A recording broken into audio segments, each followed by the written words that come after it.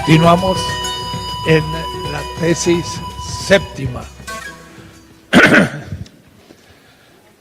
Esta es una tesis de conjunto, es una tesis que va a permitir entender qué es el capital industrial, el capital comercial, el capital financiero y cómo estas son categorías que se anudan. Pero lo quiero hacer desde un subtema del Marx definitivo. El joven Marx habla mucho del tema de la ideología y de allí el libro La ideología alemana. Sin embargo, justamente ahora en una edición crítica de ese libro, se ha visto que no es lo que creíamos. En realidad fue un tomo armado con distintas partes de distintos manuscritos. Ni el título siquiera tenía de ideología alemana. Y es parte Marx, parte Engels, y combinado. Entonces ahora va a haber una edición crítica del Mega, Marx, Engels, Gesammelte Ausgabe, significa obras completas, crítica, y no va a ser tan homogéneo como se pensaba ese tomo. Pero ha tenido una enorme influencia en la historia de la izquierda y del marxismo, porque se habla del tema ideológico. La ideología. La ideología sería toda idea en función práctica. Pero en ese sentido podría haber ideologías de muchos tipos. Ideologías encubridoras o ideologías críticas, porque una idea en función práctica puede ser una idea en función crítica de la praxis. Entonces no siempre la ideología encubre, sino también descubre. Pero la verdad que esa terminología la usaba Marx sobre todo en su juventud. En el Capital mismo, tomen el tomo primero, el otro día en la Feria del Libro hemos presentado el primer tomo que tradujo para Fondo de Cultura Económica, pues un español de la generación de los exilados. Y es un tomo que él traducía en las mañanas en el Fondo de Cultura Económica a las 9 y hasta la 1 leía el texto en alemán. Y había un mecanógrafo que estaba copiando y así tradujo casi 20 tomos de la obra de Marx. A veces no del todo precisa, porque era una lectura que él iba haciendo en castellano, no, conocía muy bien el alemán. Pero bueno, en las primeras obras Marx habla de ideología. Pero en ese tomo, que ahora ha salido en 9 edición y se presentó en la Feria de Minería, en ese tomo del Capital, Marx no habla de la ideología nunca, ni siquiera dedica un capítulo, nada. ¿Qué pasó con el tema de la ideología? El tema de la ideología se transformó en otro tema, y ese es el tema definitivo de Marx, es el tema del fetichismo. El fetichismo es un mecanismo ideológico, si lo digo yo así, encubridor. Entonces, el tema de la ideología del joven Marx se transformó al final en el fetichismo. Más, él colocó en el primer capítulo, en la segunda edición, todo un parágrafo del primer capítulo que se llama el fetichismo de la mercancía. Y no estaba en la primera edición. ¿Por qué? Porque Marx ya iba entendiendo que el tema del tomo 2 y 3 se le estaba complicando. Y estudiaba y cada vez tenía más manuscritos. Tal manera que cuando Marx murió en el 83, Engels dijo, por fin voy a poder editar el tomo 2 y 3 del Capital. Y lo que se encontró fue un paquete que decía, para el tomo 2, zum der zweite Band, para el tomo 2, otro paquete para el tomo 3, manuscritos. Y no había un texto escrito. Entonces Marx, después del 67 o el 73 es 10 años antes de su muerte, siguió estudiando, pero se dio cuenta que ya no iba a poder escribir el tomo 2 y 3. Entonces el tema del fetichismo, que iba a ser al final del tomo 3, lo puso en el primero, lo anticipó. Entonces el fetichismo de la mercancía no es el lugar lógico. El lugar lógico era al final del tomo 3, del cual hablaré hoy. Y ahí entonces se entendería lo que es el fetichismo.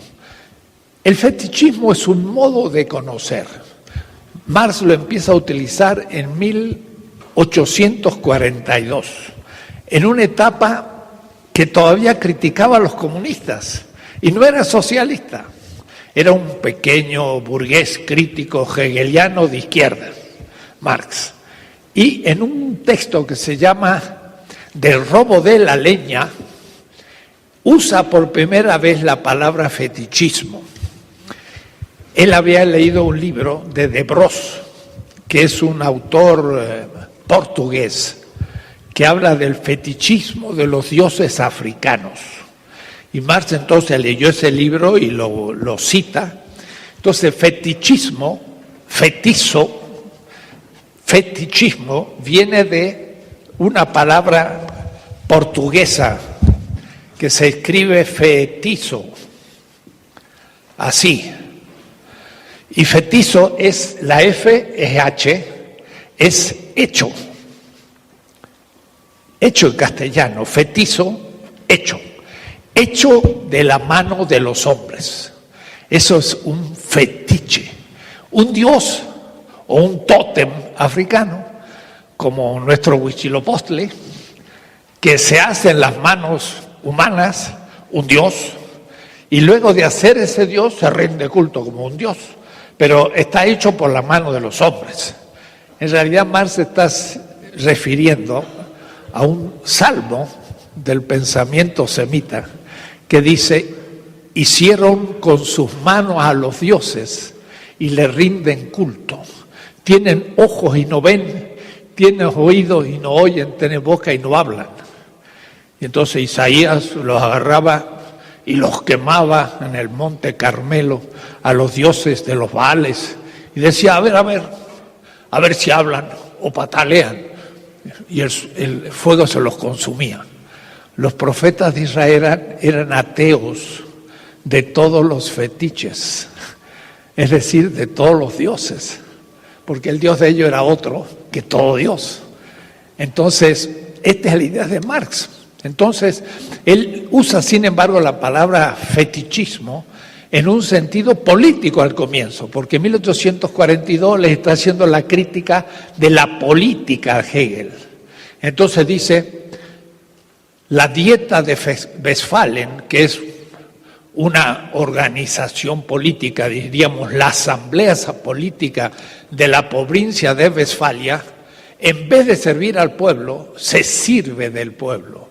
Ha constituido su voluntad como la sede del poder. Se ha fetichizado. Es la primera vez que Marx usa la palabra fetiche y fetichismo. 1842. Pero él lo aplica primero a la política y lentamente lo va a aplicar a la economía. De ahí entonces que yo querría mostrarles a ustedes la fetichización progresiva de las categorías del capital industrial al comercial y al que rinde interés. El capital que rinde interés, pues lo conocemos muchísimo nosotros, estamos sufriéndolo. Por ejemplo, el Fobaproa. El Fobaproa, dijeron los bancos, nos fundimos. Bueno, ¿cómo no se van a fundir si sacaron todo su dinero y lo mandaron a Estados Unidos y a Europa? Se fundieron los bancos.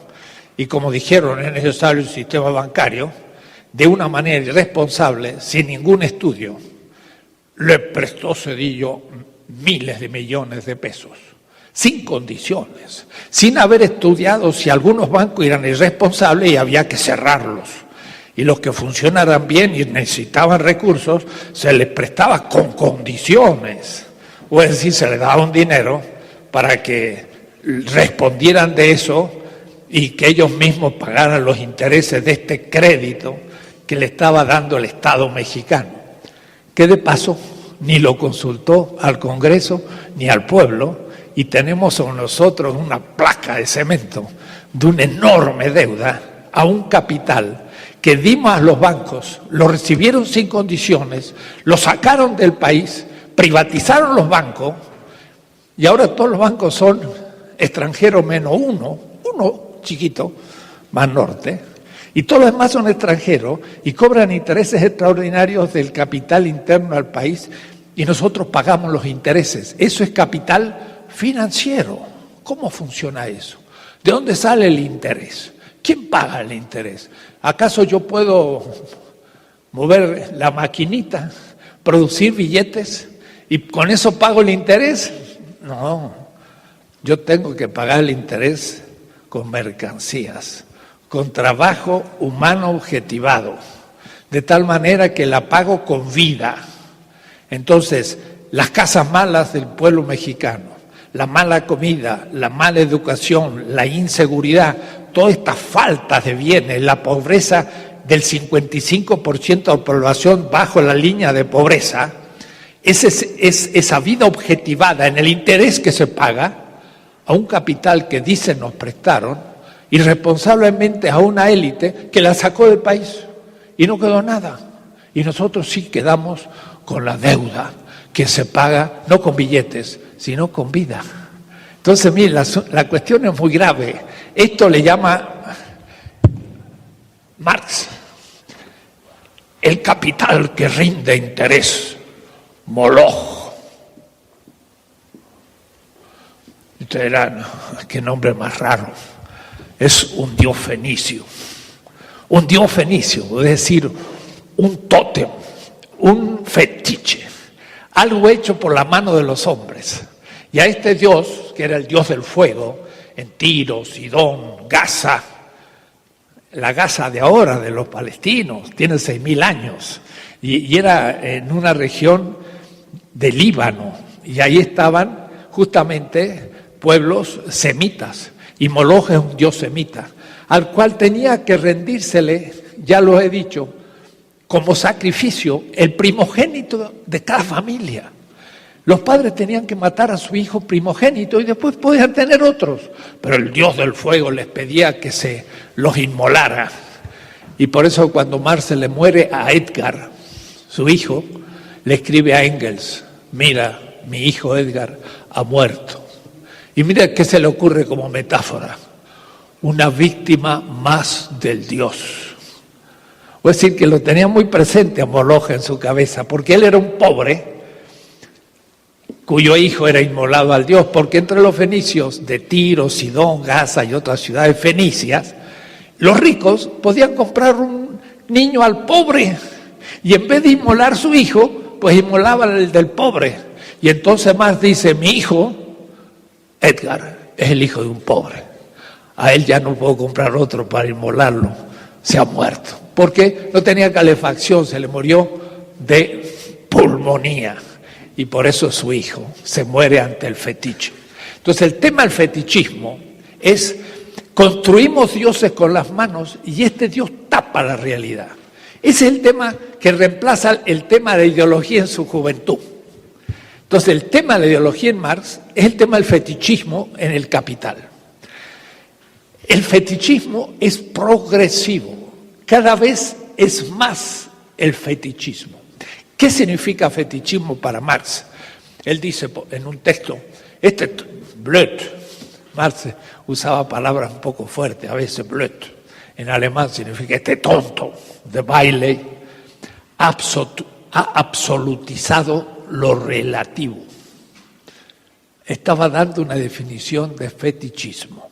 Entonces, entendamos bien de qué estamos hablando. Ya lo he dicho más de una vez, Marx es un gran teórico de la relación. Entonces, la relación A, un término, se relaciona a B, otro término, la relación tiene dos términos, es una relación C con una cierta dirección D. O es decir, toda relación tiene 4 términos. Ya lo apliqué una vez, por ejemplo, ¿qué significa maternidad? La madre es madre si tiene un hijo o una hija. Si no tiene hija es mujer, o hijo es mujer, pero no madre. Para ser madre tiene que tener un hijo. El hijo o la hija, a su vez, para ser hijo, tiene que tener madre. Porque si naciera por generación espontánea, no tendría madre y no sería hijo. Por eso nosotros tenemos hilo umbilical, digo siempre, y por lo tanto somos hijos siempre. Entonces, la relación de A a B es C, maternidad. La relación de maternidad es la madre con respecto al hijo. Y la dirección es de la madre a la hija. Si inverto esto y digo hija es A y madre es B, la relación es otra. No es una relación de maternidad, sino, ¿cómo? De filiación. Es otra cosa. Entonces, la hija es hija de una madre y la dirección es de la hija a la madre y es una relación de filiación. Pero vean, estos son términos dialécticos. La definición de hija supone el de madre y la de madre supone la hija. O es decir, que en la definición de un término está el otro y no separado, porque si separo ya no entiendo. Marx dice, han absolutizado un término. ¿Qué significa? Que han cortado la relación. Y como la hija es relativa a la madre, la absolutizan. Y hacen una hija absoluta sin madre. ¿Cómo se produce eso en la economía? Bueno, le voy a decir la sustancia del asunto y lo vamos a ir viendo de a poco. ¿Cuál es el origen de todas las categorías? El trabajo vivo. El trabajo vivo es el punto de partida. Y la objetivación del trabajo vivo es el valor. Hay una relación, un término, segundo término. ¿Qué relación esta? Es de fundamentación o de esencialidad. Todo valor es trabajo objetivado. Trabajo objetivado. Y la dirección es del trabajo vivo al valor. ¿Qué significa fetichismo? Cuando corto la relación y hago absoluto al valor. Y ustedes dirán, ¿cuál es el caso? Toda la economía capitalista. Toda la economía capitalista. Porque Jevons va a situar y va a decir, ¿quién produce el valor?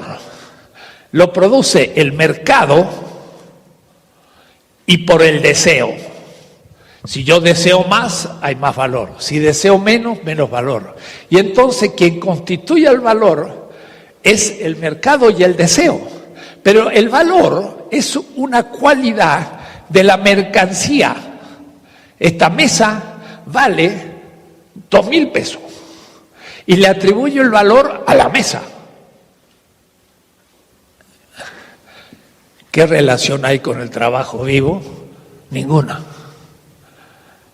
He fetichizado el valor en la mesa. No me pregunto de dónde le viene el valor a la mesa. Ha desaparecido el otro término, lo he absolutizado lo relativo. Lo relativo es el valor como objetivación de vida. Es tan relativo que queda fundado en la vida que se objetiva. Si corto la relación del valor, hago un absoluto.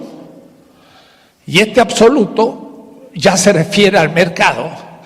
Ignoro el otro término de la relación. Y entonces Marx dice, se fetichiza. Miren qué concepto más hay que pensarlo. Entonces, se fetichiza, dice Marx, la persona,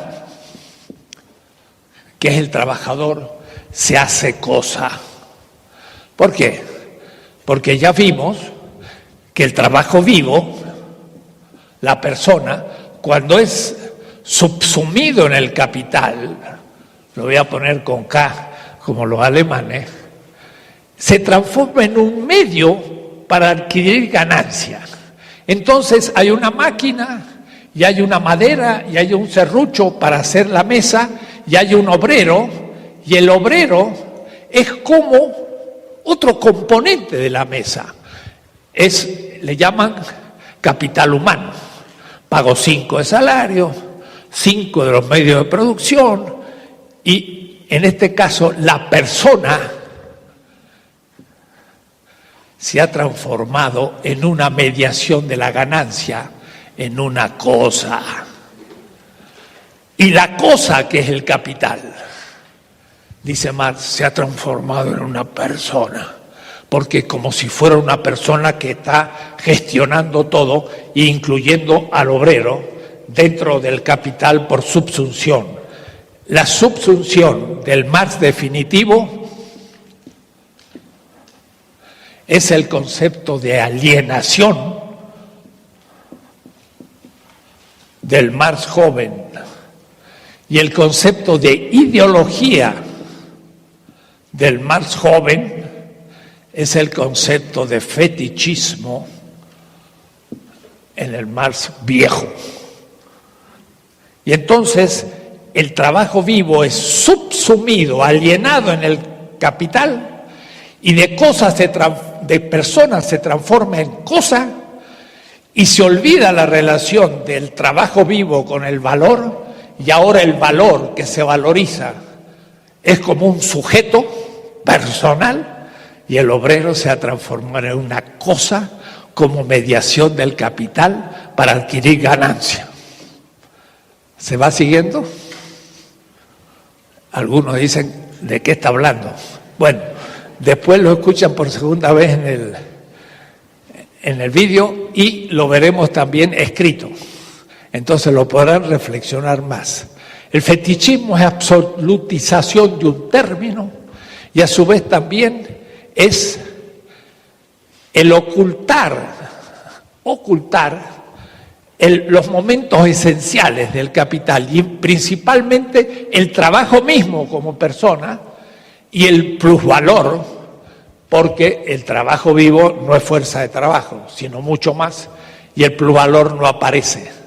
Entonces el fetichismo absolutiza un término, pero además oculta categorías que al serse invisibles ya desaparecen en el análisis de la economía política de Adam Smith, de Malthus, de Valdras, hasta de Keynes, y qué decir de Hayek, el fundador del neoliberalismo, o Milton Friedman, que también es su alumno norteamericano. Es toda una economía fetichizada. Entonces, también se fetichiza toda la economía política, pero también la filosofía política. Y se los he dicho más de una vez, pero lo quiero repetir ahora en la doctrina del fetichismo. Desde la época de Hobbes y después de Adam Smith se dice, hay un individuo, Hobbes, que pelea contra otro individuo y pone en riesgo la vida y para no matarse firman un contrato y este contrato es la base de la socialidad o de la sociedad política. ¿En qué sentido esos conceptos ya están fetichizados? En este sentido, todo individuo inevitablemente forma parte de una comunidad y ser individuo es como el trabajo vivo que se objetiva en el valor, es una relación. Hay una comunidad del cual cada uno de sus miembros es un individuo, pero la comunidad es la que funda la individualidad, porque no habría individuos sin comunidad, pero ellos a esta relación la cortan y absolutizan un término, B, como en el caso del valor, y dicen, originariamente hay un individuo, y ya se olvidaron la comunidad, fetichizan la individualidad. Entonces ya ese concepto no es empírico, es un concepto abstracto, fetichista, con el cual después dicen es un individuo que no tiene relaciones. Vuelven a fetichizar, porque todo individuo es parte de una historia. Y como parte de la historia siempre tiene instituciones, todas, no puede no tenerlo, hasta el del Paleolítico hace 3 millones de años, porque hasta los primates tienen instituciones. Los primates tienen, por ejemplo, la institución del macho dominante. Y esta es una institución, pero que puede funcionar para un pequeño grupo, porque el macho dominante no puede dominar sino 4, 5, 6, 7 hembras y unos machos pequeños, adolescentes, pero cuando ya son competitivos los echan. Entonces el grupo no puede crecer. Hay grupos de primates más pequeños que sí forman bandas de 500 y estos logran ya una organización más grande, institucional, porque como son pequeños, para poder luchar contra otros animales necesitan ser muchos y crean ya organizaciones más complejas que la de los primates, que es muy simple, pero siempre hay instituciones. Entonces, pensar que el contrato lo hacen individuos abstractos y este contrato primero es el que crea la socialidad es también fetichista, porque se olvidó que la historia está detrás de toda institución y el contrato no está delante del individuo que lo firma, sino que está detrás del individuo en la historia porque nació ya institucional. O es decir, ya nació con un contrato.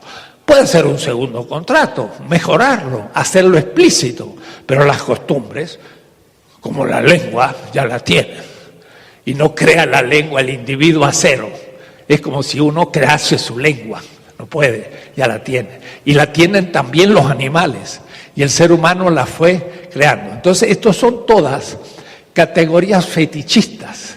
Tanto de la política, el individualismo de Hobbes, como el mismo individualismo de Adam Smith, que se apoya sobre Hobbes. Pensamos que Hobbes es 1646 y Adam Smith es 1776, 75, el origen de la riqueza de naciones. Son 130 años después de Hobbes, pero Hobbes ya empieza el individualismo fetichizado y el contractualismo fetichizado, y lo que hace Adam Smith es aplicarlo a la economía. Y toda la ciencia se vuelve una narrativa fetichista. Y lo sigue siendo hoy, porque dicen, somos por naturalezas egoístas y luchamos contra los otros compitiendo. Eso es lo que pasa en el mercado capitalista. Pero si fuéramos egoístas por naturaleza, narcisistas, diría Freud, pues uno lucharía por el otro y esta especie hubiese desaparecido cuando nació, porque una especie que se mata a sí misma no sobrevive. No, la especie humana tiene una fraternidad originaria muy fuerte, que es la que permite defender al grupo primero y no a los individuos. Esto es lo empírico, lo otro es una ideología fetichizada. Y así empieza la ciencia económica, que es decir, que los supuestos de la ciencia económica que se enseña en la Facultad de Economía es fetichista. Son conceptos abstractos de una relación cuyo fundamento ha sido cortado y lo relativo ha sido absolutizado. Y entonces yo ya no conozco la realidad, conozco una construcción. Marx hubiera dicho el joven ideológica, pero ahora ya no lo dice. Dice, es una construcción abstracta, no empírica, que describe un modelo ideal que después dice descubrir en la realidad, y en realidad lo sacó de la misma competitividad del mercado. En el mercado compiten las mercancías, ya lo vamos a ver, por la competencia, vamos a ver. Y viendo la competencia, lo declaran la competencia una dimensión humana natural. Siento que la competencia también es una institución histórica. Y ya aplicando la competitividad egoísta a la naturaleza humana como ideal o milagro, demuestran que eso acontece en los hechos. Lo que pasa es que han partido del mercado, han hecho un modelo ideal a partir del mercado y al volver al mercado dicen, miren, lo volvemos a descubrir, pero es un círculo porque había partido del mercado. Entonces, es una construcción que oculta. Entonces, la economía moderna fetichiza sus supuestos al individuo, lo autonomiza al individuo de la comunidad y también fetichiza la referencia al trabajo vivo, que desaparece. y que aparece de nuevo como capital humano. Pero el decir capital humano ya es una cosa, en el fondo el salario, pero no el sujeto vivo que crea plusvalor y al que nunca se le paga su trabajo, porque el trabajo tiene una dignidad infinita y no se puede pagar, porque es el que crea los valores. Entonces Marx tiene en esto una visión mucho más fuerte. ¿Cómo empezar para criticar esta? ¿Me lo borras todo? Hoy te voy a pedir a ti.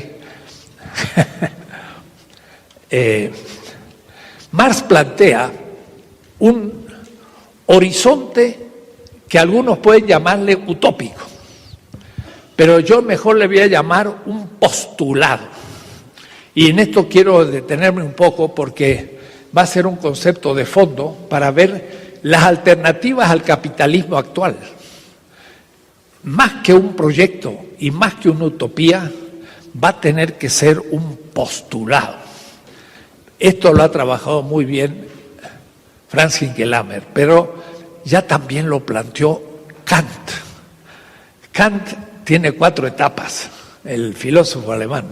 Tiene una etapa idealista, joven, tiene una etapa empirista, que toma a los empiristas ingleses, tiene la etapa fundamental de Kant, crítica trascendental, la crítica de la razón pura, la crítica de la razón práctica, pero el cuarto Kant, el después de la crítica del juicio, es el Kant más interesante, porque va a querer bajar de la trascendentalidad a lo empírico. Y entonces es la época en que Kant empieza a pensar lo que son los postulados. Y quiero en ese sentido explicar un poco. Un postulado es algo que se puede pensar, pero que es empíricamente imposible. Y ustedes me dirán, ¿y entonces para qué sirve si es imposible? Entonces Galeano, en una de sus pequeñas frases que por ahí aparecen en La Jornada, él dice, la utopía es realizable completamente, pero sirve para caminar. El postulado ilumina un camino y quiero que quede muy claro. La alternativa al capitalismo no la tenemos hecha, pero tenemos luces o criterios que nos permiten descubrir en cada caso qué es lo que se endereza a la alternativa no capitalista. Pero no tenemos la alternativa hecha. Entonces es un poco como decía Machado y que canta el cantor catalán, ¿no? Caminante, es muy profundo esto, no hay camino, se hace camino al andar. Y al volver la vista atrás, vemos lo que hemos recorrido. Eso es lo que acontece en la historia y también lo que acontece en la economía. No tenemos un proyecto alternativo al capitalismo porque ningún sistema histórico se pudo formular como modelo antes de su existencia. Se fue haciendo. El capitalismo surgió en el siglo XII en Europa y formalmente, mundialmente, con el descubrimiento de América y la acumulación del capital, pero cobró conciencia lo que era como proyecto justamente en la época de Adam Smith en el siglo XVIII. Y antes no tenían mucha idea de lo que era, iban dando pasos y se iban transformando y no eran feudales, pero ni sabían bien lo que iban siendo. Entonces un postulado, Marx, miren cómo formula un postulado, que lo agrega justamente en ese pequeño parágrafo sobre el fetichismo de la mercancía. Pero cuidado, no solo se fetichiza la mercancía, se fetichiza el trabajo. ¿Cómo se fetichiza el trabajo? El obrero cree que el salario paga su trabajo. Y como ha tratado con el patrón y ha dicho, me va a pagar tanto, el patrón le paga tanto y dice, bueno, es justo, contratamos mi salario y me está pagando mi salario, es justo. Y él mismo no sabe que está produciendo plusvalor. O es decir, que él mismo está fetichizado, porque él no sabe que él es el que produce el valor y por lo tanto no le pueden pagar lo que él produce. Si lo pagaran no habría ganancia y el capital no funcionaría como funciona. O es decir, que el propio trabajo queda oculto a los ojos del trabajador porque ha fetichizado el salario y no ha comprendido que el salario es fruto de su trabajo al cual ha sido negado. Es fetichizado todas las determinaciones del capital que he anunciado hasta ahora: el dinero, el medio de producción, la máquina, el trabajo, el producto, la mercancía y el dinero que recupero a la venta, y también está fetichizada la ganancia, porque no sé dónde sale. Y creo que sale del trabajo del capital. Y no me doy cuenta que es el trabajo vivo de nuevo. Absolutizo un término de la relación. Pero no va a ser así. Se va a absolutizar también y va a ir creciendo del capital industrial. Se va a hacer más fetichista en el comercial y va a ser absolutamente fetichista en el financiero. Y ya cuando yo pido un crédito en el banco y me dan un dinero para hacer mi casa, me dan un dinero y la relación al trabajo vivo es tan lejana que ya ni supongo esa relación y creo que ese dinero tiene un valor en sí que voy a usar y está fetichizado. Moloch. Y no se entiende nada. Está todo invertido y oculto. Entonces, el tema es cómo empezar a poner en crisis esta visión fetichista. Y entonces Barth dice, es interesante la fórmula que usa. Él dice, imaginémonos una vez más, como diciendo, ya lo hago continuamente. Imaginémonos, puede ser, la imaginación es una facultad humana que crea lo nuevo. Los poetas tienen imaginación, los grandes inventores, los grandes pensadores y también los políticos inventan lo no existente. Por eso entonces dice, imaginémonos una vez más una asociación de seres humanos, porque la palabra Menschen en alemán no son de hombres, las feministas saben. Por eso cuando casi siempre decimos hombres, hay que decir seres humanos. Una asociación de seres humanos libres. Libres significa indeterminados. Todavía no dentro de ningún sistema. Todavía ningún sistema los ha subsumido. Están antes del sistema tributario, antes del esclavismo, antes del capitalismo, antes del socialismo real. Todavía no han entrado en ningún sistema. Marx está dando las categorías críticas para todo sistema futuro, no solamente pasado.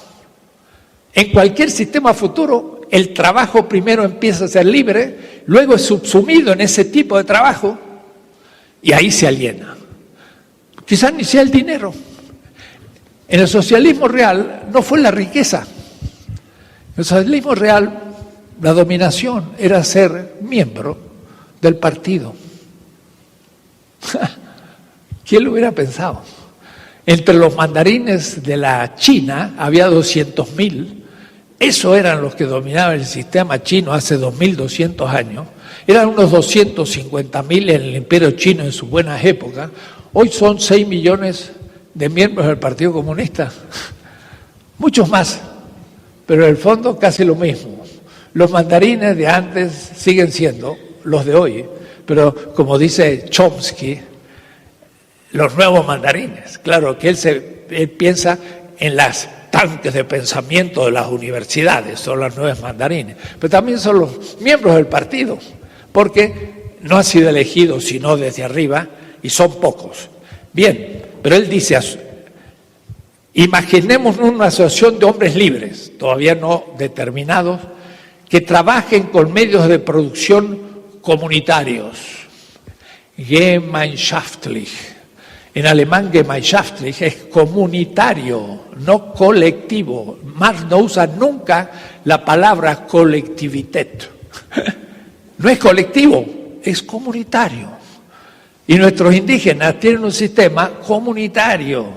Y las usinas, que eran los sistemas tradicionales de producción rusos, eran comunitarios. Y Marx dijo, la usina puede pasar directamente al socialismo sin pasar por el capitalismo. Entonces, mucho cuidado, Porque Marx tiene como ideal una comunidad, no una sociedad colectiva. Ni siquiera tiene propiedad estatal o pública, sino propiedad común. Lean el último libro de Antonio Negri, Commonwealth, lo común. Y aunque yo no me gustan los anteriores, Imperio y Multitud, en este está mucho mejor Antonio Negri y habla de lo común. No es lo público ni lo privado, es algo distinto. Lo público es una sociedad política, pero lo común es una comunidad. Entonces Marx piensa en una comunidad y desde esa utopía, desde ese postulado pensable, pero imposible de realizarlo plenamente. Porque cuando quiero hacer esa comunidad, empiezo a crear instituciones que son determinadas, inevitablemente voy a lograr durante un tiempo grandes avances, pero después me van a empezar a plantear limitaciones y se va a ir descubriendo su injusticia. Entonces, un sistema perfecto, por definición, es imposible. Y muchos alumnos o estimados discípulos me dicen, maestro, y si un sistema perfecto es imposible, ¿para qué luchar? Claro, si fuéramos perfectos, puede haber un sistema perfecto. Pero si hay uno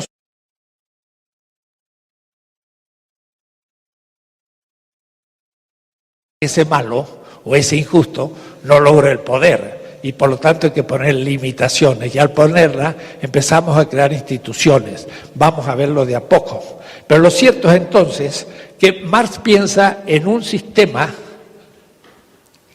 que va a ser puesto en cuestión. Entonces, él piensa en un postulado que es una asociación de hombres libres, comunitarios, que van a primero mirarse a sí mismos y decir, somos una comunidad. Y luego van a pensar de relacionarse a la naturaleza y producir algo. Y lo que produzcan va a ser social. Y eso que produzcan lo van a tener que racionalmente gestionar, lo cual significa un tipo de democracia. Pero una democracia no solo representativa, sino de otro tipo que el Marx mismo en sus trabajos políticos no aclaró.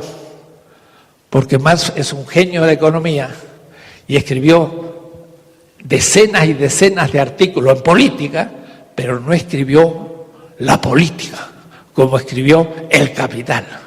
Y entonces en la parte política dejó muchos problemas, porque no describió todas las categorías de una filosofía política.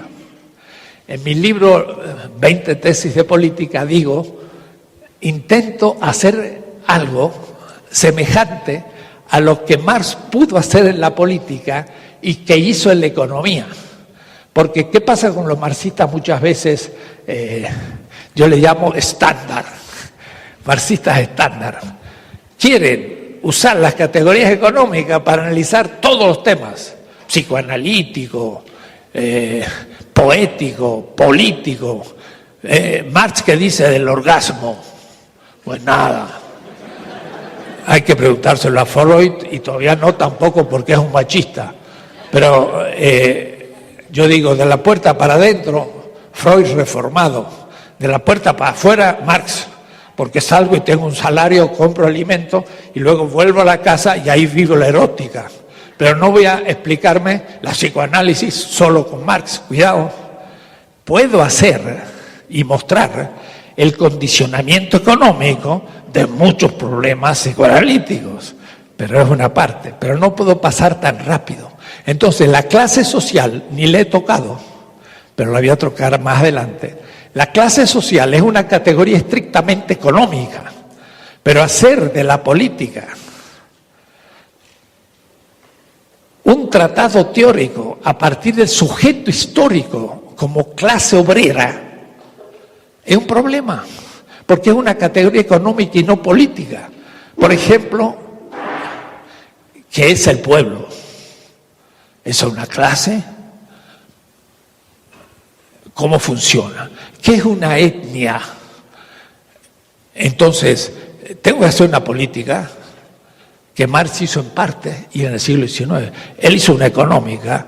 Tengo que después relacionar las dos de manera creativa, pero no última instancia tampoco. La última instancia es la vida, no la economía.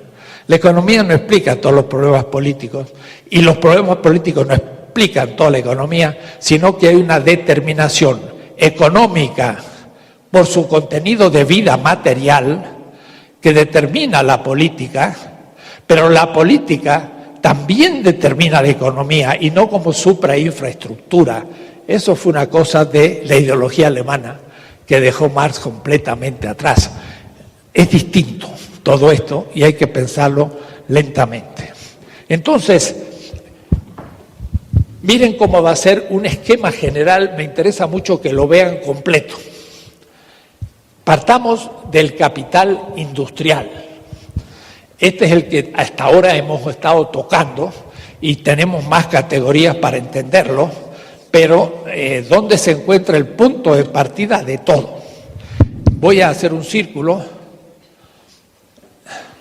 Va a ser el capital industrial, otro círculo, el capital mercantil y otro círculo, el capital financiero. Los tres círculos deberían ser iguales. El de arriba se me acható, pero piénsenlo igual.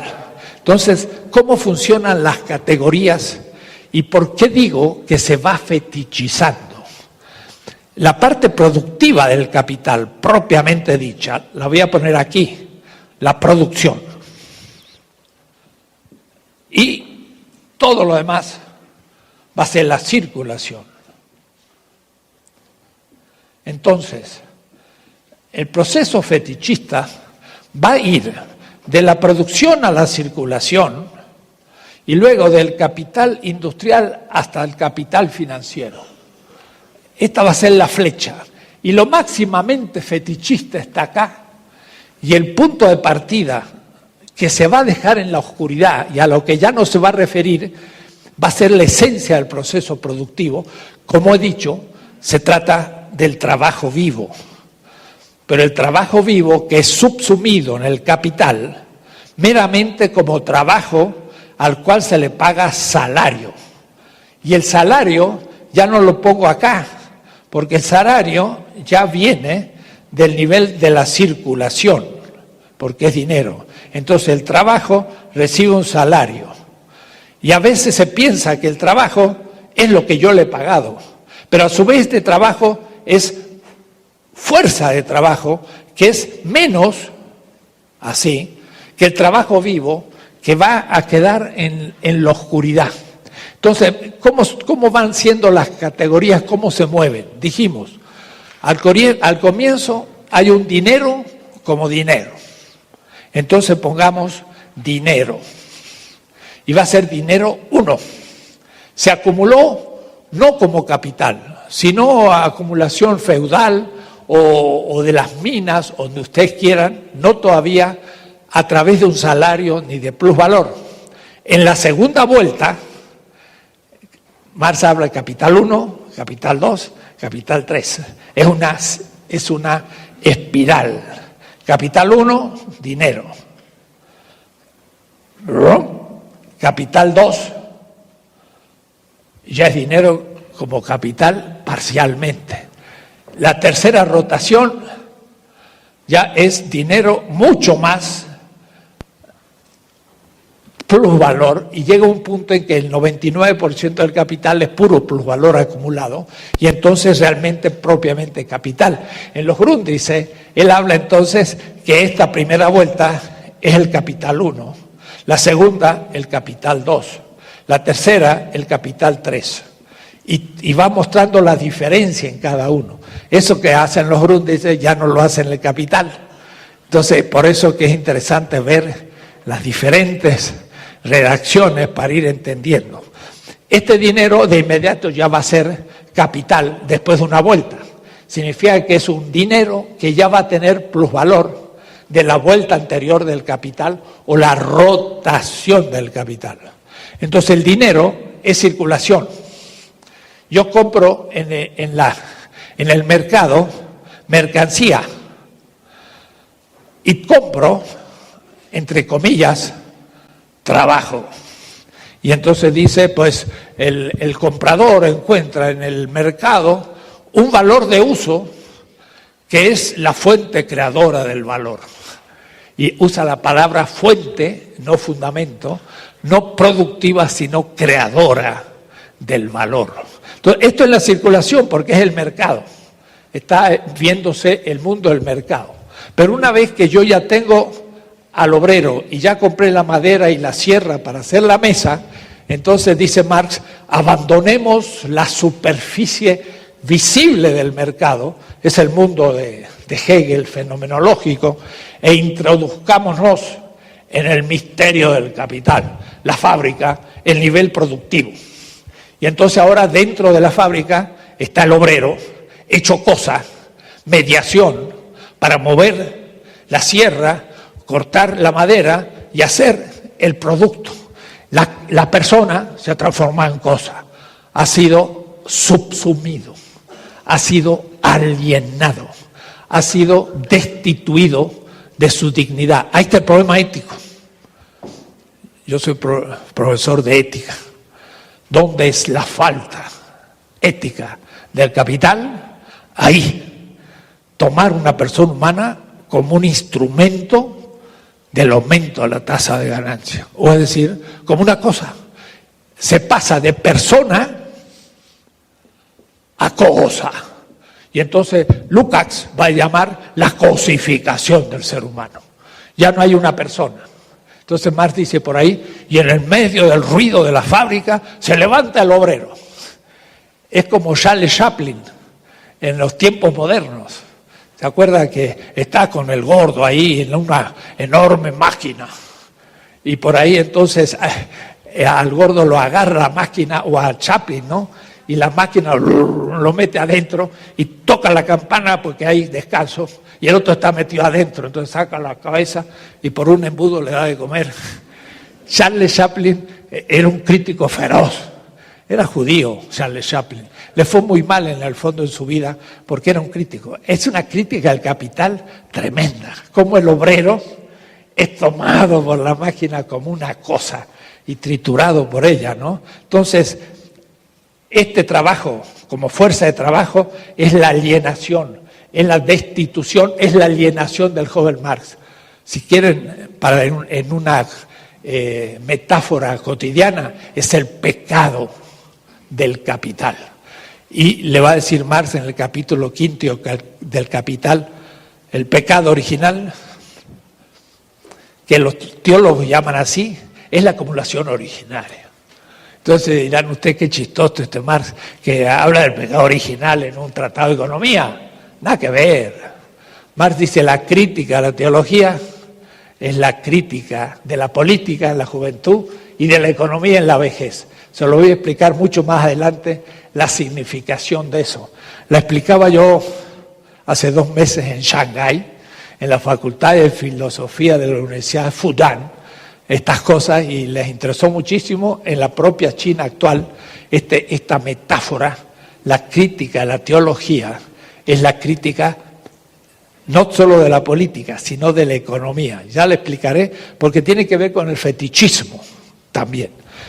Entonces, el trabajo se enfrenta al medio de producción, que es la materia y los instrumentos, pero produce, crea en la visión crítica de Marx, pero de ningún economista, crea también a nivel de la producción el plusvalor. Lo crea sin tener conciencia el obrero ni el capitalista. Y entonces por eso Marx piensa que una teoría como la de él tiene una función política. Es darle al obrero conocimiento de lo que hace y que no sabe. Porque cuando cobra conciencia, entonces dice, me están explotando. Pero si cree que el salario está pagando su trabajo y ese salario lo han convenido y se lo pagan, dice, es justo, y no tiene ninguna indignación ante el hecho. Pero si supiera que le han robado la mayoría de su trabajo, entonces le entra la indignación. Es lo que en política significa la única sede del poder está en el pueblo, no en el Estado. No es el soberano, no es el Estado, es el pueblo.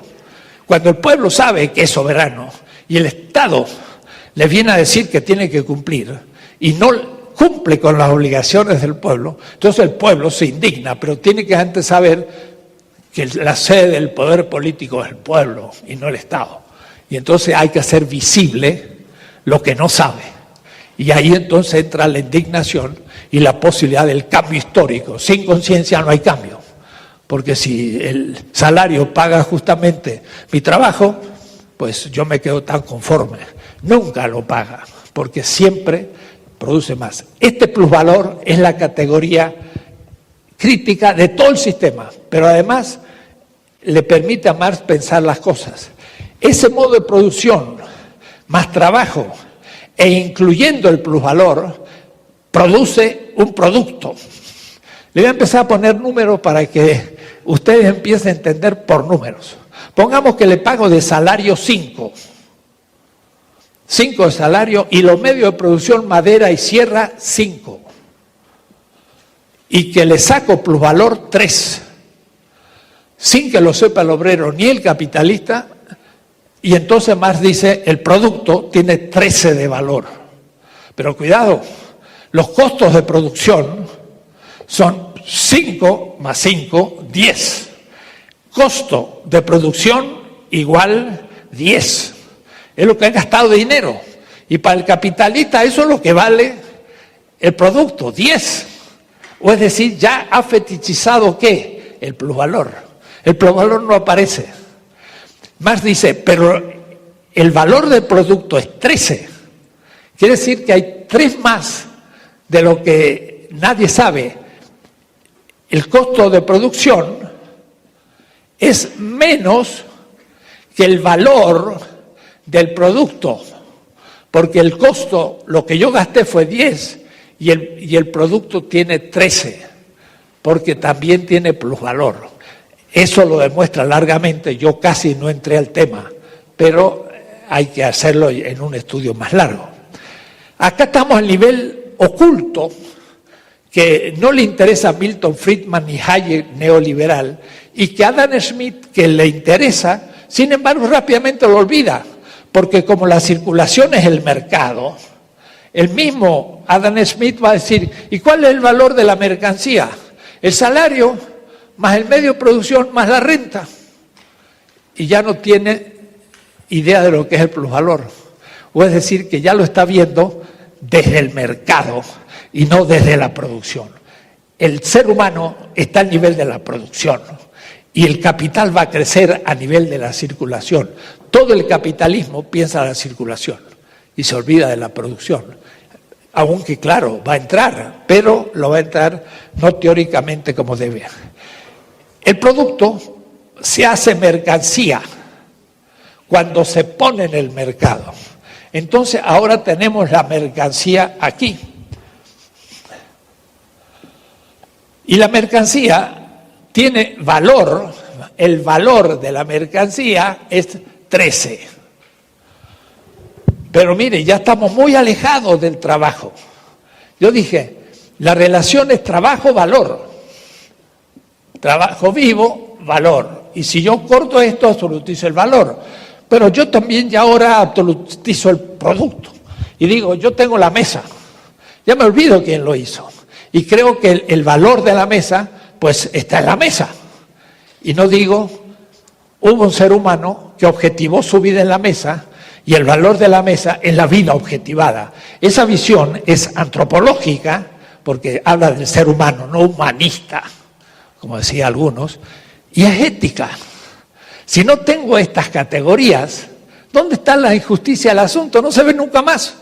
Todo es justo, porque se le paga lo que convino y no hay ningún robo, y entonces la ganancia sale de la creatividad del capitalista. Él es el que pone algo, pero entonces, ¿cómo es que vende más de lo que tiene? En fin, hay objeciones para eso. Esta mercancía tiene 13 valor, Pero el capital industrial se conforma con recibir 12. ¿Por qué? Ni siquiera 12, 11. Cuando lo vende, va a tener ganancia, va a tener más de 10. Entonces le voy a llamar ganancia, el prima 1. Esto va a ser la ganancia industrial más la recuperación de lo que puso. Es decir, puso 10, precio de valor de costo, más 1. El plusvalor fue 3. Pero ahora va a haber una distribución del plusvalor. Este tema lo va a trabajar en el tomo 3. Entonces Marx tiene 3 tomos. El primer tomo trabaja este tema, la producción y la obtención del plusvalor. Ese es el tema. Claro, tiene que tocar el tema del salario, que es un tema más complejo posterior porque incluye la circulación. Y también quiere mostrar cómo ese plusvalor se acumula al final del proceso. Entonces, en el tomo 1, él muestra cómo se produce el valor, cómo se crea el plusvalor y cómo se acumula. La acumulación. Pero la acumulación en realidad tiene que pasar por la circulación. Pero él hace un salto y deja por ahora la circulación fuera y dice, lo puesto, 10, aumenta de valor. Y ahora entonces, valorización del valor, volumen, o vamos a llamarle tomo 1 del capital. En el tomo 2, él va a hablar de la circulación, el tomo 2. Entonces va a hablar de esta parte, pero también va a tener que incluir el capital comercial, lo vamos a ver. Y entonces él dice, el valor es en la producción, el ser del valor, el valor se manifiesta en la circulación, es la existencia del valor, y el valor deviene real cuando se distribuye al final, y es la realización del valor. Estas palabritas, cuando yo las leía lentamente, decía, ¿por qué realización? ¿Por qué existencia? ¿Por qué el ser? Está hablando como Hegel. En el primer tratado del ser, de la lógica, aparece el ser. El ser es lo que la cosa es. Pero cuando se manifiesta en el mundo de los fenómenos, se llama existencia, lo que está fuera de sí, fundado en la esencia. Y en la tercera parte es la realización, son las cosas que producen efectos. No voy a explicar esto del todo porque se nos haría largo. Mire, después de 4 o 5 semestres sobre Marx, hacíamos un paro y nos leíamos toda la lógica de Hegel, que es el libro más difícil del pensamiento moderno. Y solo cuando los alumnos leían la lógica de Hegel, entendían Marx. No puedo hacerlo aquí, pero habría que hacerlo, porque está usando justamente la diferencia entre lo que meramente es de lo que está fundado y aparece en el mercado, que es la existencia, y la realización donde se reúne la producción y la circulación en el tercer tomo, que es, ya lo veremos enseguida. Pero estas cosas son sistemáticas, más largas, y este curso piensa ser muy inicial, es decir, simple. Está mostrando el panorama a 2000 metros. Si agarramos la avioneta a 50 metros, veríamos hasta los arbolitos y los perros que van por allí, más en detalle. Por ahora estamos viendo la cosa más en general. El capital industrial vende la mesa ¿a quién? A un comerciante. ¿Por qué? Porque esto se lo compra de inmediato. Le digo, compro sus 100 mesas. Entonces le paga. Pero lo que estoy diciendo es puramente hipotético, no vale, pero para que ustedes empiecen a ver el significado. Debe recuperar los 10 que puso, que es el costo de producción, más al menos 1 de ganancia, y ya es el 10%. Pero 10% de ganancia, porque la ganancia se calcula la ganancia con respecto al total del costo de producción. Pero ¿cuánto ha sido la explotación del plusvalor? Le pagó 5 y sacó 3. No fue el 10%, porque el 10% era 0.5 y sacó 6 veces más. Es el 60% de plusvalor.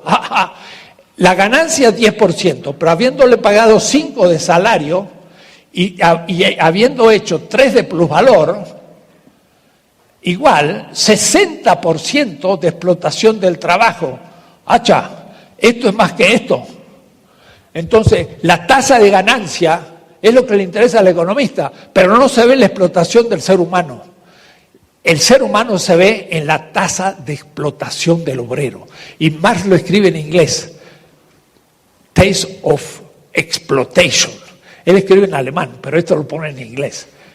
La tasa de explotación es ética y la tasa de ganancia es puramente económica. La economía capitalista no tiene ética, no puede tenerla. Y por eso Hayek dice, no me pregunte usted problemas éticos, porque la economía no tiene nada que ver con la ética. Cuidado, la economía tiene una moral capitalista. No hay que robar al otro, hay propiedad privada, hay que cumplir con los contratos, hay que respetar la competencia y punto. Que eso sea inhumano, no me lo pregunte. Marx es un ético. Está pensando en el ser humano y une el ser humano, vida humana, con la economía gracias a sus categorías de valor. Yo le explicaba esto al profesor Appel, maestro de Habermas, y entendió a medias, pero entendió que Marx es el gran economista ético. Y todos los clásicos, Adam Smith, Milton Friedman, son no éticos. Abstraen la ética de la ética. ¿Por qué? Porque desligan el ser humano de necesidades y productor y fetichizan el capital ya en el mercado. Por eso que después Hayek va a decir, el mercado no es lo que se creía Adam Smith, ya van a ver ustedes, es un modo de conocimiento, porque me da los precios de las mercancías. Ya vamos a ver lo que dice Hayek y Milton Friedman, que es la economía vigente. Es la que está aplicando el presidente del Banco de México y todos nuestros economistas. Después aumenta la pobreza y no saben por qué.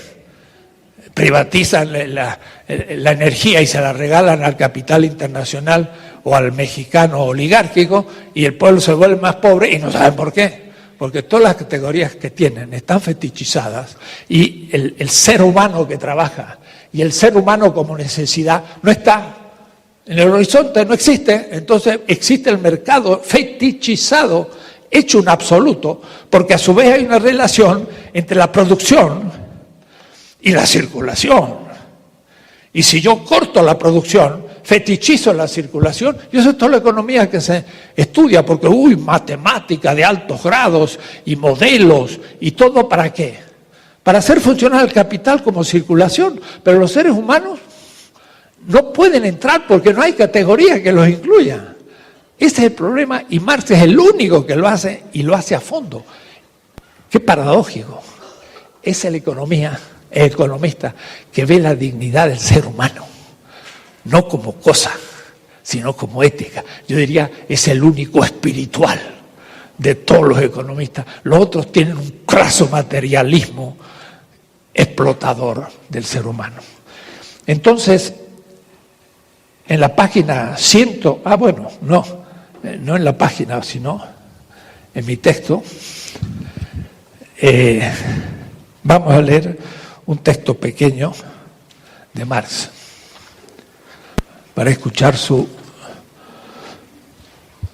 En la segunda parte del Tratado del Capital se ocupa del proceso de circulación. El producto es puesto en el mercado y por ello deviene mercancía, etc. Dice, la totalidad del capital se manifiesta como circulante. O es decir, el trabajo vivo se objetiva en el valor y en el producto circula. Aún en el proceso de producción hay un tipo de circulación.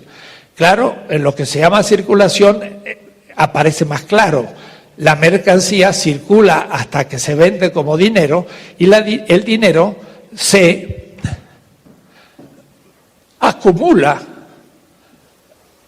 como dinero que empieza una nueva rotación. Pero este ya sería una segunda rotación, sería este caso. Entonces, el capital circula aún en la producción. De tal manera que en el ciclo de la fase de la producción transita, sin embargo, también a las sucesivas metamorfosis. Entonces, llama fase a la producción y a la circulación otra fase. Por otra parte, se manifiesta la diferencia con la circulación como una esfera específica cuando funciona como capital dinero y con la esfera inmediata de la producción donde funciona como capital productivo.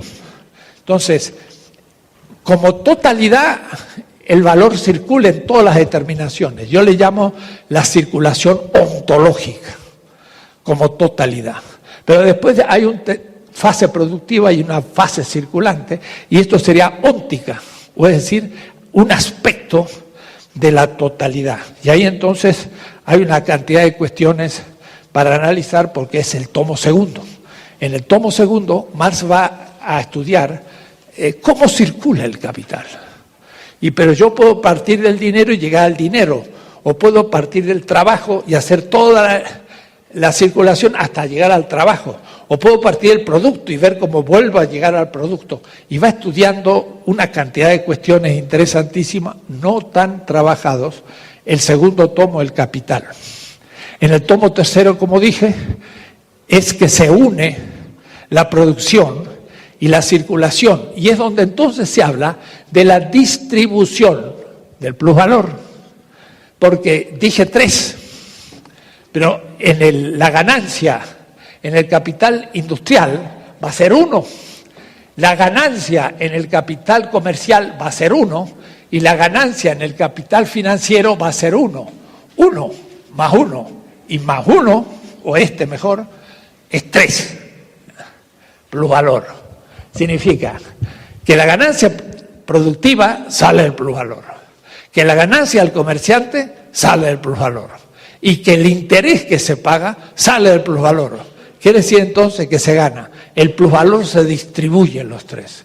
Y todo tipo de ganancia es plusvalor distribuido. Entonces ese es el tema del tomo tercero, cómo se distribuye el plusvalor en los distintos tipos de capital. No hay ganancia que salga de la nada, sino que todo sale de un trabajo no pagado. Ahora piensen ustedes, esta ganancia que va a ser interés, está lejísimo ya de este trabajo vivo que trabajó en la fábrica. Entonces yo el dinero que veo en un banco, Citibank, en dólares, ¿cómo voy a ver en él sangre de un obrero? Ya no se ve. Ese es el fetichismo. Ya no hay más relación entre el interés que se paga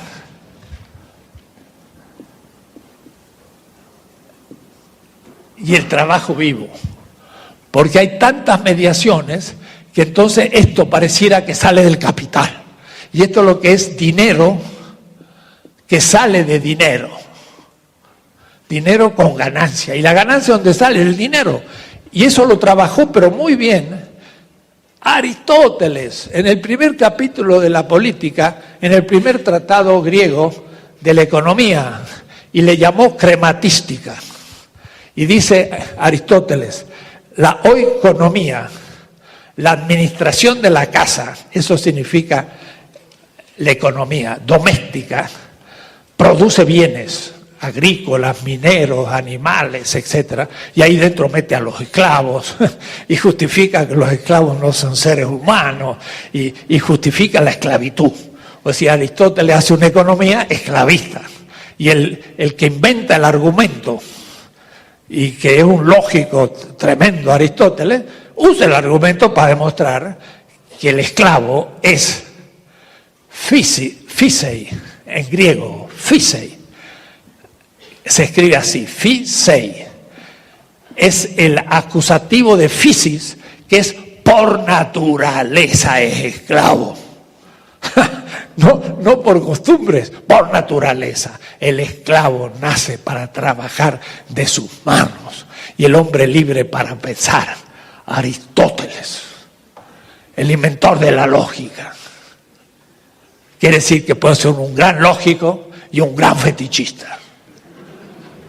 Hay filósofos analíticos que son grandes filósofos y grandes fetichistas. Los peores de todo porque argumentan muy bien. Y los confunden a ustedes y dicen, pues usted no tiene razón porque no argumenta.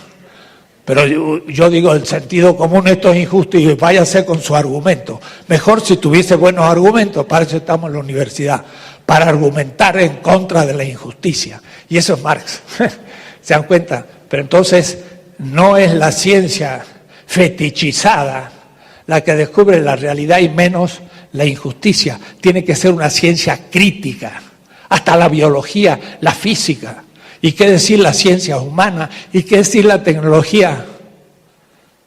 Ese es el objetivo de la Universidad Autónoma de la Ciudad de México, ciencia crítica, y no ciencia fetichizada como es en su mayoría. Sí, porque creen que porque saben mucho biología ya son científicos, sí, son, pero después no saben ni aplicarla. Porque no descubren las enfermedades que tiene el pueblo para sanarlo. Entonces, o cobran mucho porque entran en un sistema de la salud que explota la enfermedad. Con transnacionales químicas que hacen grandes negociados con los medicamentos. Y entonces la salud es el pretexto al quien se explota la enfermedad para sacar aumento de la tasa de ganancia. Entonces un sistema de la salud puede ser subsumido por un sistema capitalista y usado a la medicina como la persona se hace cosa. La medicina se hace instrumento de explotación capitalista del enfermo. Y los viejitos que tienen renta son los que parece más dinero le queda en los países centrales, porque entre nosotros los viejitos van a los asilos, mueren en la calle, pero son los que más dinero tienen, pero los que más gastan en medicina, entonces explotan la vejez. Y entonces lo interesante de un curso de bioética no es ver si hay eutanasia o no hay eutanasia, o si yo le saco un cliente a un otro médico. No, es ver cómo un sistema subsume al sistema de la salud para explotar a la enfermedad y sacar ganancia. Es una cosa mucho más grave y que ningún profesor de bioética enseña, porque son casuísticos, individualistas y fetichizados. Cuando le propuse un curso del sistema de la salud en la Facultad de Medicina, pues no lo aceptaron. Y entonces le dicen que tiene que no matar al viejito. Y no se dan cuenta que están matando a todo el mundo, explotándolo en su enfermedad. Bien. ¿Cómo funciona entonces el capital comercial? El capital comercial se hace cargo de la mercancía y le ahorra al capital industrial, si me permiten, tiempo de comercializar su producto, porque es otra actividad. Él es mejor con sus 11 pesos, le vamos a llamar así, lo vuelve a invertir rápidamente y vuelve a sacar otro producto y mercancía y se mantiene en el nivel de la producción. Mientras tanto, ¿cómo interviene el comerciante? El capital comercial, que de paso fue el capital que actuó desde el fin del siglo XV hasta el siglo XVIII, porque fue el capital mercantil preindustrial. ¿Qué era capitalismo? Era el capitalismo que, por ejemplo, se basó en la explotación de la plata. La plata también había que lograrlo, había un trabajo productivo, pero en realidad se lograba dinero, porque el oro era dinero. Entonces se obtenía directamente el dinero en la plata. Además, miren ustedes, el capital está en el tiempo y en el espacio. Hay unos temas interesantísimos sobre la espacialidad del capital. Y yo he dado clase a los arquitectos mostrándole que las ciudades no las han diseñado los arquitectos ni los urbanistas, lo ha diseñado el capital a las ciudades. Decía Le Corbusier, un arquitecto, las ciudades medievales la proyectaba el burro. ¿Por qué? Porque si había un montículo, el burro daba la vueltita. Si había una piedra, daba otra vueltita. Y entonces, por donde andaba el burro, iban las calles y luego se hacían las casas, y las ciudades medievales son llenas de curvas y no hay ninguna.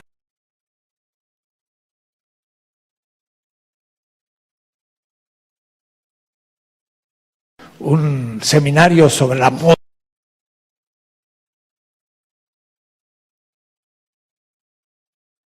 Entonces se estaba dando, digo, usted ha visto que la modernidad empieza con la conquista de América, como diciéndome, ¿qué pensará este bárbaro?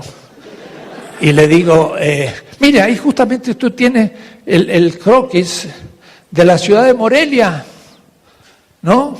Y entonces era un tablero de ajedrez, Morelia, tiene la plaza central y todas sus calles, y luego así, igual que la Ciudad de México. Y le digo, ¿esa ciudad es feudal o es moderna? Mira que todos cuadraditos, es matemática. Digo, no es que sea cartesiana, sino que Descartes fue alumno de los jesuitas, y los jesuitas son los que marcaron ese tipo de cosas. Y primero en América Latina. Y cuando vio eso, empezó a poner en duda las cosas. América Latina es la primer negatividad de la modernidad, pero fuimos modernos desde el origen. Digo América Latina y no los pueblos originarios. Y esto es renacentista completamente, subsumido en un sistema mercantil, en un espacio que, como digo, el capital, ¿dónde pone el mercado hoy? ¿Era como el tianguis de antes? No, es una calle. Insurgentes. ¿Y dónde se ponen las mercancías? En escaparates. Claro, mediando un vidrio para que usted no lo mete a la mano. Y entonces las calles son el mercado. Y principales, el centro de la ciudad, donde hay gente más rica. Y la gente más rica se pone en ciertos lugares del capital, donde hay mejor oxígeno, mejor comunicación, donde está todo lo bueno. Y las fábricas van a un rincón insalubre y ahí están los obreros. Entonces el capital va organizando la ciudad según su corporalidad espacial. Pero también la espacialidad va a determinar en que, por ejemplo, nosotros no pudiésemos enviar maíz a España en el siglo XVI, aunque tuviésemos mucho.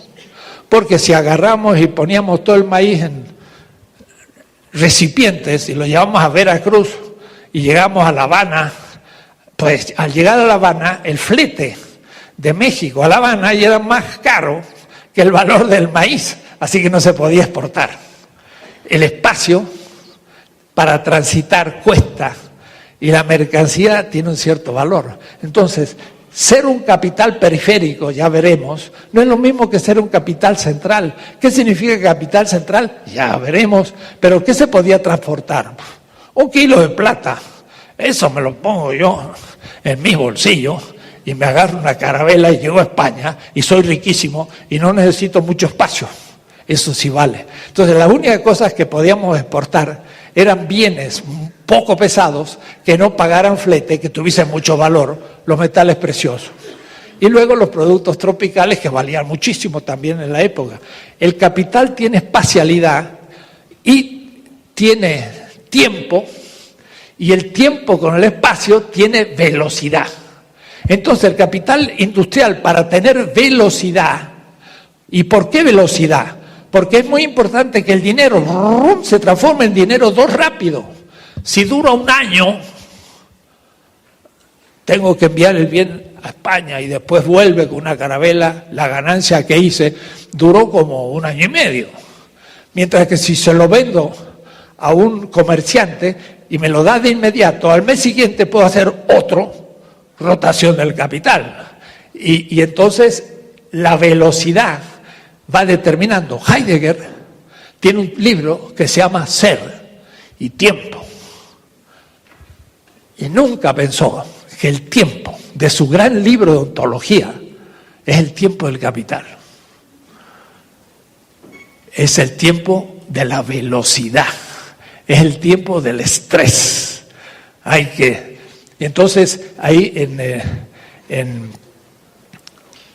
los Führer, que eran grandes banqueros alemanes, que hicieron grandes créditos a Carlos V, y que este se fundió y tuvo que renunciar, abdicar, porque estaba endeudado. Los Führer tienen un reloj muy grande del siglo XVI, y dice, el tiempo, ¿qué es el tiempo? Gold, oro. Y el oro es el dinero, el valor. Ahora el tiempo es el capital. Entonces, si tenemos todo un relojito acá, es porque el tiempo es oro. Los indígenas lo tenían, porque lo miraban inexactamente gracias al sol y tenía un ritmo distinto a la vida. Pero nosotros estamos marcados porque el tiempo es oro. Claro, además hay otros que escriben en el dólar, in God we trust. Ahora, da la casualidad que Moloch y Mamón, para los semitas, Mamón era el dinero. Y el fundador del cristianismo dijo, hay dos dioses, Mamón, o el Dios de Israel, y Mamón era el dinero. Y los norteamericanos son tan sinceros que le han puesto al billete, in God we trust. En Dios nosotros confiamos, es decir, en el billete, es decir, fetichista. Pero yo digo, hay un error de caligrafía, o mejor, no caligrafía, sino de ortografía. In God we trust, no, in gold. Gold, perdón. Ahí, después la O, in gold we trust. En el otro oro nosotros confiamos. Y entonces, este es el tema del fetichismo. Es lo que está detrás, la riqueza, es un verdadero Dios. Por eso hay un capital comercial que compra la mercancía. ¿De dónde saca el dinero? Lo saca de un dinero 3. Hay un dinero 1 del capital, hay un dinero 2 de que compra la mercancía y la vende. Entonces aquí hay un dinero prima 2, que es la venta que el comerciante hace de la mesa. Pero ¿de dónde sacó su dinero el comerciante? ¿Y cuánto le pidió al capital financiero? Le pidió, no me tengo que confundir, 11. Le pidió 11 y lo vende a la mercancía por su valor, 13. Y entonces, como pidió 11, se guarda 1. Pero como lo vendió por 13, le puede dar 12. Y como le prestó 11, tiene también el capital financiero 1 de interés. ¿Se van viendo? O es decir, que la ganancia del capital industrial, la ganancia del capital comercial y la ganancia del capital financiero, que es el interés, estos 3 salen misteriosamente del campo oculto y no visible del plusvalor en el nivel de la producción. Todo es vida humana objetivada, no sale de la nada. Entonces, de esta manera se van trabando. Ahora, el comerciante pide 11, compra la mercancía por esos 11 y lo paga, pero vende por 13 y saca 2. Como dije, se guarda 1 y le puede pagar 12 al otro, que a su vez saca su ganancia. Entonces, ustedes ven cómo se va trabando estos 3 tipos de capital. Todo el nivel financiero, los bancos y demás, es el dinero que produce dinero. Y Aristóteles entonces le llamaba crematística y decía catafísin, contra naturaleza. Contra la naturaleza. Le llamaba crematística, que era la técnica de hacer riqueza, pero no de la natural, sino antinatural. Para Aristóteles era un mal ético.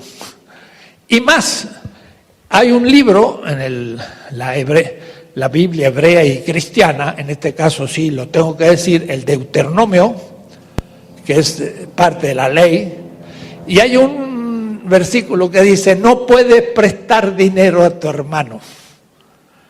Y eso tenía a los cristianos con unas lápidas en la cabeza porque no podían prestar. Entonces, ¿a quién podía prestar? El que no fuera hermano. Entonces, en la Edad Media, ¿quién no era hermano? Los judíos. Entonces, como los judíos no eran hermanos, eran a los que se les permitía que prestaran, porque era necesario para el sistema capitalista naciente que alguien prestara. Entonces, le asignaron la función de prestar, porque el judío no puede prestar a un judío, porque es su hermano. Pero al cristiano se lo puede prestar porque no es su hermano. Y se enriquecieron. Y lo que pasa que eran los cristianos que le asignaron la función. Y por eso se hicieron ricos. Pero vino Calvino, en Ginebra, y Calvino tomó el Deuteronomio y le dio una vuelta. Digo, no es que no se pueda prestar, porque prestar es necesario. Claro, es necesario para el funcionamiento del capital, pero hay que prestar con poco porcentaje. Y entonces Calvino permitió el préstamo de interés. ¡Qué casualidad! El calvinismo de Ginebra se fue al norte de Inglaterra, a Escocia. Y Escocia tiene como capital Edimburgo. Y en Edimburgo está la iglesia presbiterana, que no es la anglicana del sur de Inglaterra, hay que distinguirlo. Y John Knox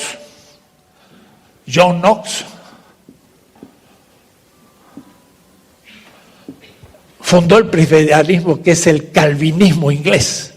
Qué casualidad, Adam Smith es presbiteriano.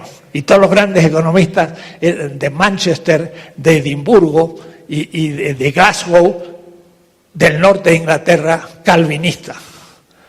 Entonces, ese es el tema de Marx.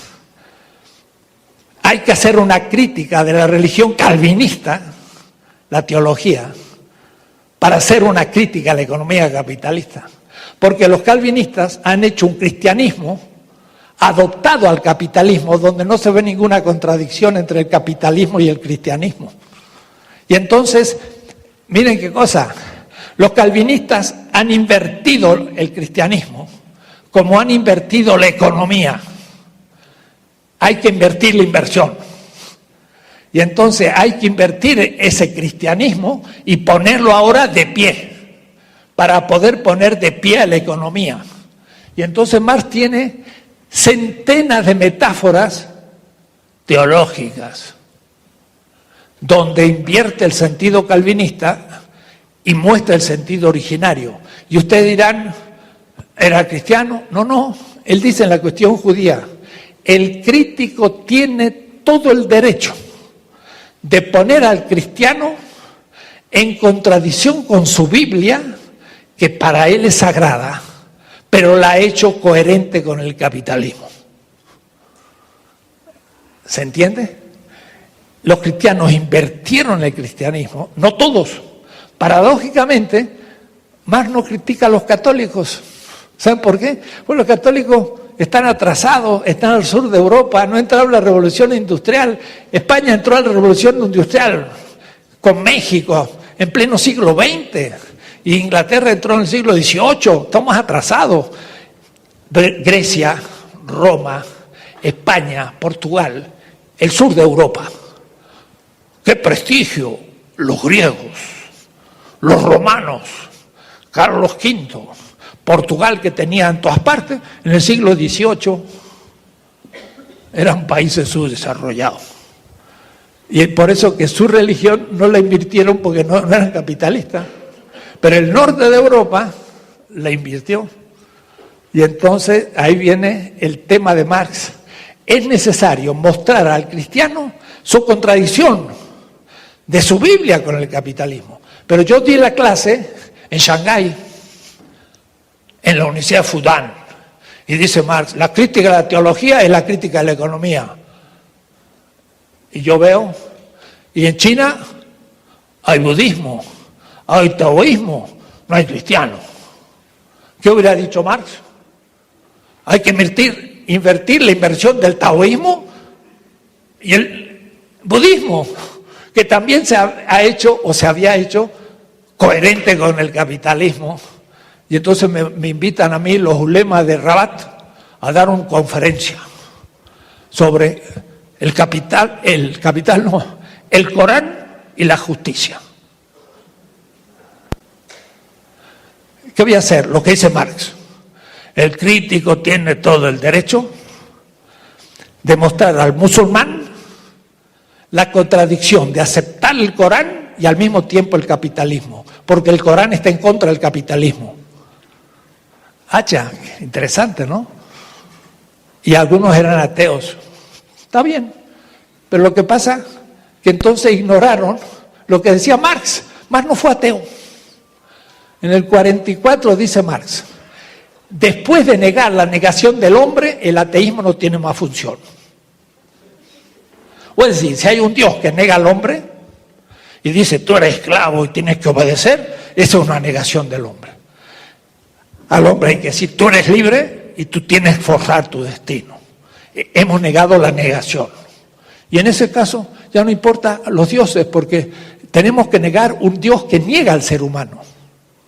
Pero después de eso, ya Marx lo deja. En 1872,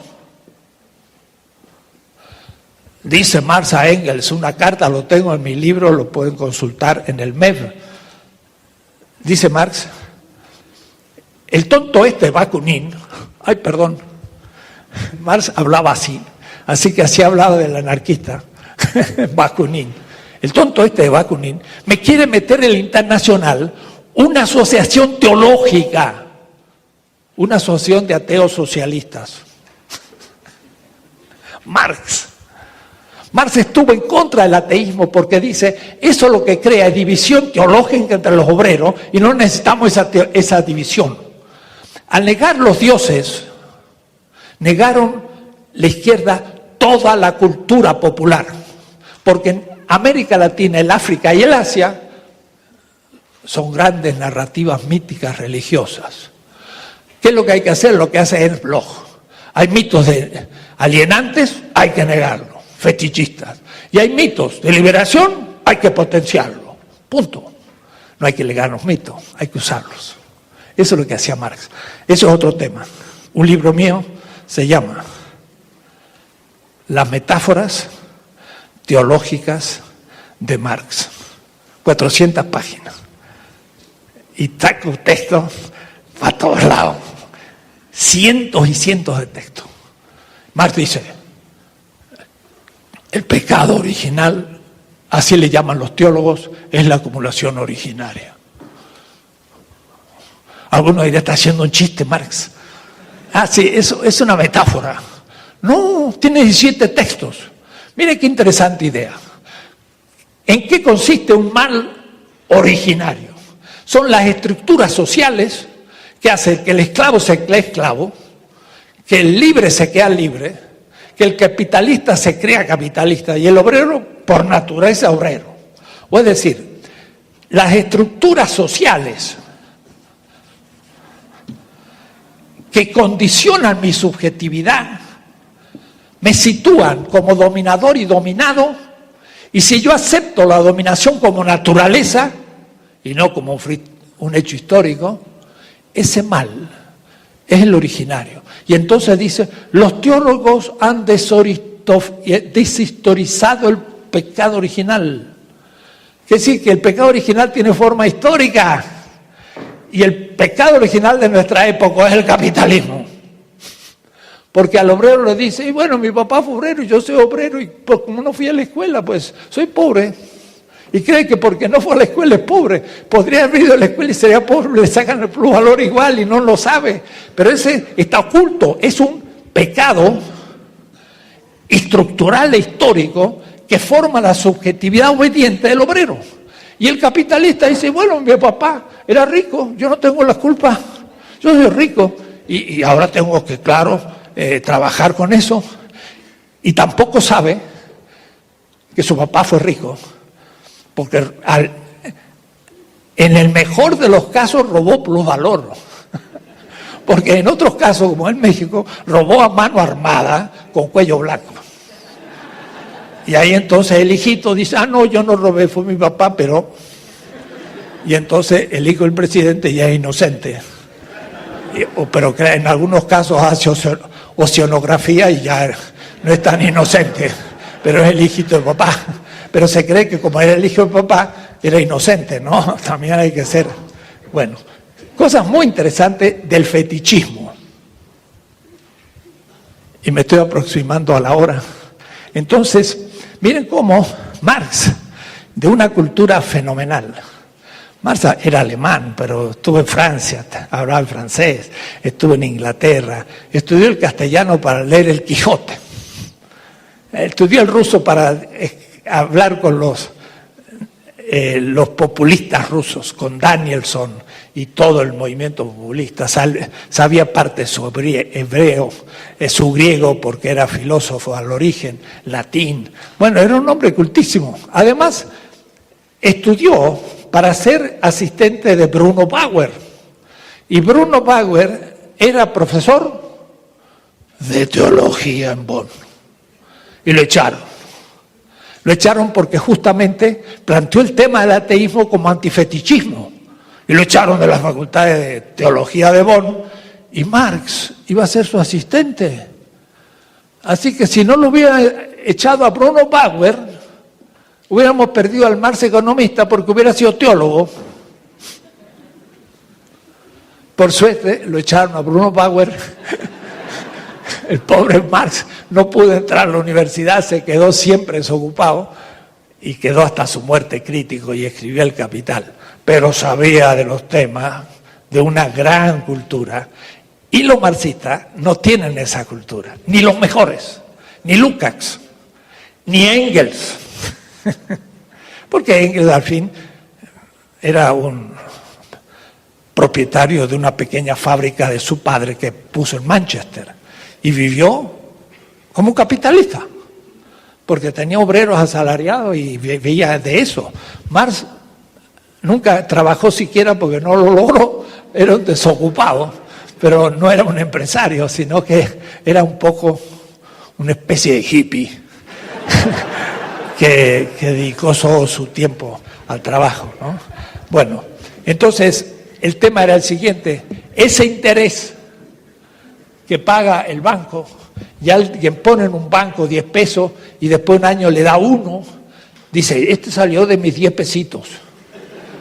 El que puse aún, el persona que pone, y el banquero dice, ven, soy un benefactor porque le doy a usted un peso de interés. Bueno, ese peso es trabajo vivo, plusvalor, pero está lejísimo. Ya no se ve ninguna relación, son relaciones relativas, y cuando corto esto, creo que el dinero produce dinero a interés, y lo veo como un absoluto, y entonces ese es un mecanismo de ocultamiento cognitivo. Es una ciencia fetichizada en donde puede sacar resultados inmediatos, pero nunca desde el origen. Entonces, el pensamiento crítico de Marx, por último, diría una sola cosa y lo dice explícitamente. El trabajo es todo. Lo dice tal cual en los manuscritos de 1861. El trabajo humano es todo. O es decir, todas estas categorías son trabajo humano en algún tipo de objetivación y en algún tipo de relación. Y entonces todo el mundo económico, al fin, es trabajo humano objetivado, acumulado, distribuido en manos de unos pocos y donde la mayoría no recibe el fruto de su trabajo, que es el plusvalor, el excedente.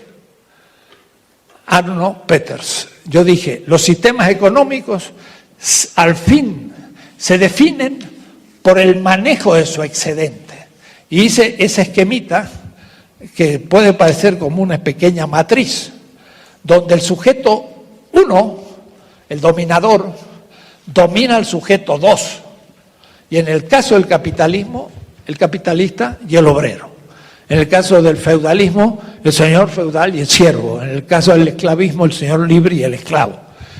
El obrero trabaja la naturaleza como materia, con los medios de producción, produce un producto, pero a su vez produce un excedente. Y ese excedente se lo apropia el capitalista, es el plusvalor. La única diferencia con todos los sistemas anteriores, que ese excedente nadie lo ve. No es visible. No es fenómeno, no aparece. ¿Por qué? Porque está detrás.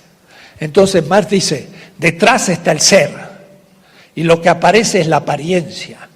La apariencia es la ganancia, pero el fundamento y su ser es el plusvalor. Eso no aparece, y él dice, si el plusvalor apareciera, no es necesario la ciencia. Que es para Marx Wissenschaft. La ciencia no tiene nada que ver con Popper, ni con Lakatos, ni con Feyerabend y los grandes teóricos de la epistemología. No tiene nada que ver, no te responde a esa definición de ciencia. Y muchos marxistas quisieron entonces redefinir a Marx desde Popper. Lo que había que decir era muy distinto. Popper tiene una visión superficial y fetichizada de la ciencia. Marx tiene otro concepto mucho más profundo. Y claro que no responde a la definición de ciencia del señor Bunge.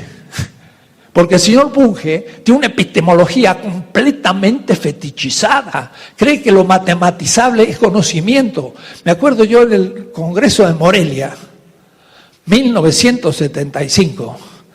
Estaba llegando a México y tenía 40 años. Y en un congreso de filosofía habló Mario Bunge. Y yo salí del fondo, le dije, profesor, usted no sabe lo que es la dialéctica. Y le hablé así provocativa y violentamente. Y habrán dicho, ¿quién es este jovencito ahí que está diciendo otras cosas al maestro Bunge? Ahora está en McGill y yo estoy aquí. Y él sigue hablando de sus cosas y yo hablo de otras. Y hay que ver quién de los dos está apuntando a la realidad.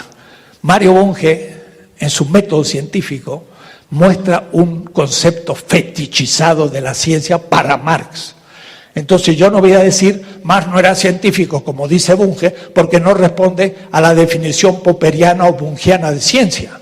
Yo voy a decir tiene otro concepto mucho más profundo de ciencia. Y más bien lo que pasa que Popper tiene una visión superficial. Su falseamiento es óntico. Y hubo una gran disputa entre Adorno y Popper. Pero Adorno no fue suficientemente claro en criticar a Popper. Pero lo que le dice Adorno de la Escuela de Frankfurt, usted no sabe lo que es la dialéctica. Y la dialéctica es todo esto que estoy explicando. De eso Popper no tiene ninguna idea, porque su gran amigo en Londres era Friedrich Hayek, de la School of Economics, el fundador del neoliberalismo, que era vienés como él. Mire, Viena es un lugar importante. Viena está Einstein, en Viena está Popper, está Carnap, y está Hitler, y mucha otra gente. Viena era la gran capital del imperio austrohúngaro, que cuando se vino abajo dejó una élite muy notable, ¿no? Entonces Popper era amigo allí, en Viena, de su amigo Hayek, y el señor Hayek, ya lo vamos a ver aparecer, es el teórico del neoliberalismo que hoy sufrimos en el mundo y en México. Gran parte de los sufrimientos viene de su teoría de la competencia perfecta y cantidad de cosas que vamos a llegar a tocar. Entonces vean ustedes que las cosas no están desconectadas, tienen que ver. La absolutización de algo completamente relativo, se corta la relación y se la absolutiza. El interés nace del dinero. ¿Y por qué merece el dinero interés? Y porque se arriesga. Porque claro, yo pongo dinero y el riesgo debe también apreciarse. Pues el riesgo no produce valor, dice Marx. El único que produce valor, y lo crea, es el trabajo humano. Y esa es la ley del valor. Ningún valor surge, valor de cambio, sin trabajo humano. Es una antropología, no un humanismo. Y si yo le robo valor a otro, lo mato en algún aspecto de su vida, porque es una metafísica de la vida humana. Es un gran pensador, es un hombre completamente vigente en la esencia del capital. Luego todo esto, cuando se vuelve concreto, vamos a ver qué pasa en el caso de países centrales, países periféricos, teoría de la dependencia, cómo se explica eso, de cómo se roba un país periférico, que es trabajo vivo, pero es trabajo vivo de una nación, no de una persona. Y entonces esto es más complejo todavía, porque hay que tener una visión del mercado mundial. Y entonces, desde ahí recién se empieza a entender cómo México puede ser robado y sin embargo nadie lo ve, y los que menos lo ven son los grandes economistas que dirigen los ministerios de Economía, el Banco Nacional de México, y todos ellos formados en Harvard, Yale, las universidades norteamericanas, que enseñan una economía fetichizada en lo cual nos tragan completamente porque está hecho para ellos y no para nosotros. Es decir, nosotros vamos a aprender cómo meternos en sus redes para que nos cacen como a los pescados y ni siquiera romper las redes, sino todavía fortalecerlas para que haya buena pesca de nosotros mismos. Son pensadores suicidas o inmorales o traidores o antipatriotas o muchas cosas. Seguimos la próxima.